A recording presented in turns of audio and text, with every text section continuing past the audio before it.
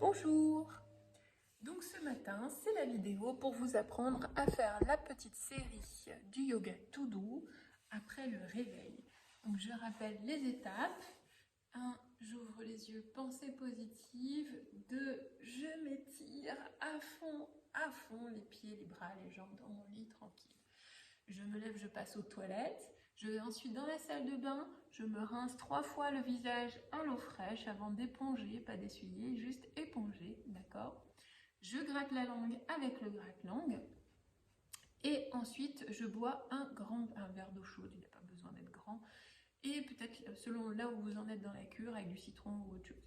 Ensuite, je prépare mon jus, je bois mon jus. Pareil, là, ça dépend du moment où vous êtes dans la détox, vous verrez les recettes. Et ensuite, je m'installe pour mon yoga tout doux.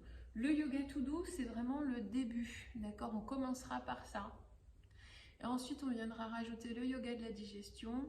Et ensuite, on viendra rajouter la salutation au soleil pour rapporter un effort et éliminer. Ok? Donc pour le moment, juste le yoga tout doux.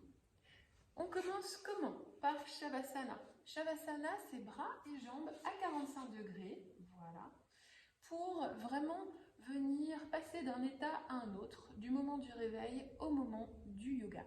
On utilisera cette posture aussi en fin de yoga, tout simplement, pour passer du moment du yoga au moment de la journée et être relaxé. D'accord? C'est la posture de relaxation ultime.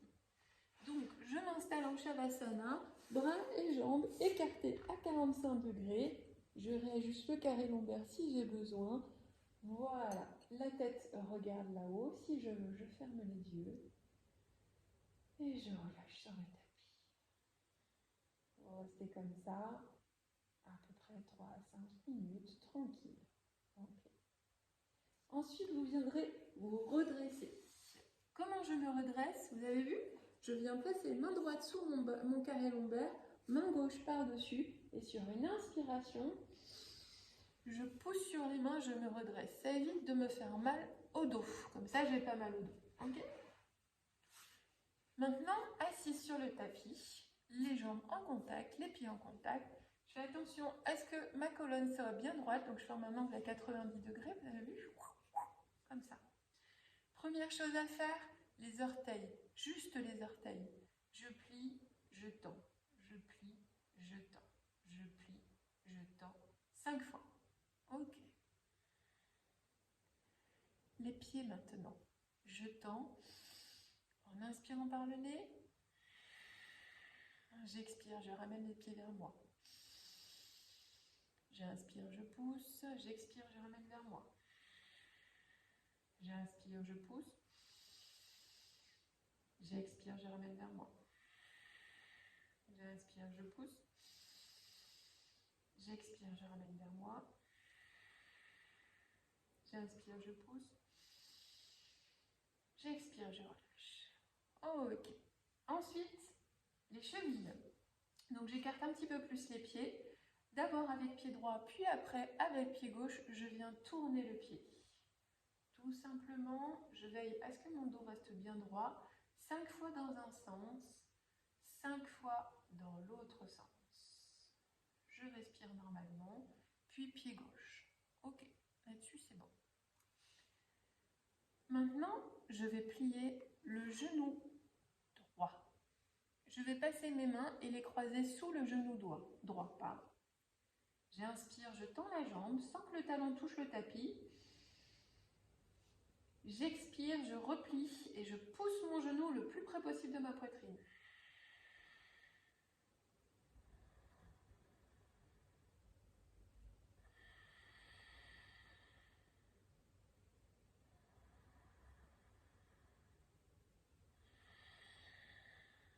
Ok, 5 fois par jambe.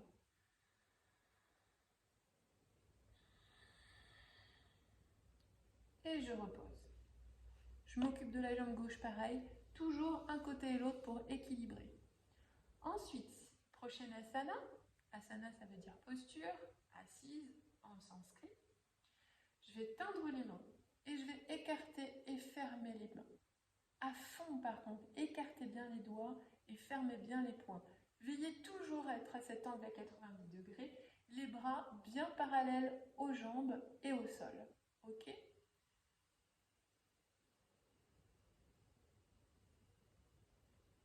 Voilà. Ensuite, je vais venir m'installer confortablement, les deux pieds en contact, et je vais venir faire le papillon pour travailler mon ouverture de hanche. Tranquillement. Puis, inspirez, montez bien les genoux le plus haut possible.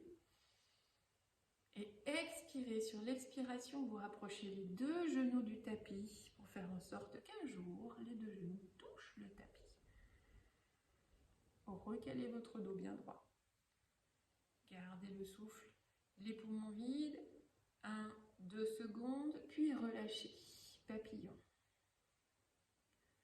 Et encore une fois, inspirez, montez les genoux. Expirez, relâchez, rapprochez les genoux du sol.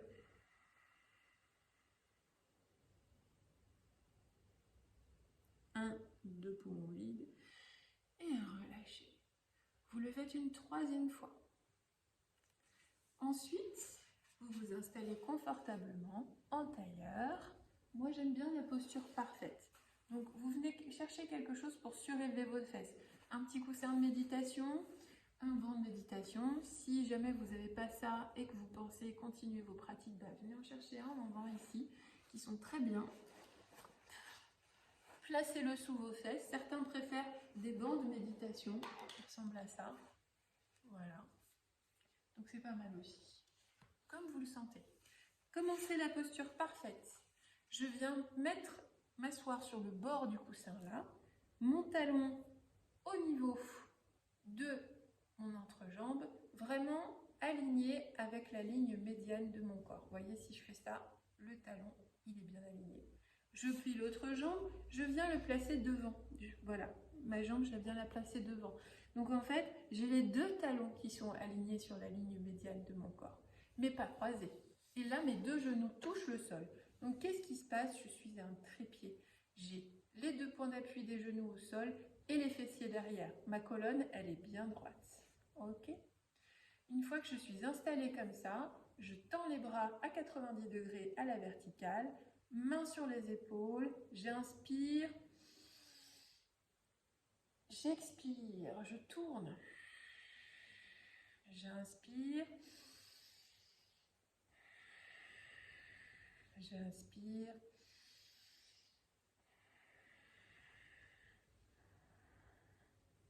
ok, dans l'autre sens, inspirez, rapprochez bien les coudes et resserrez les omoplates derrière quand vous êtes sur l'arrière.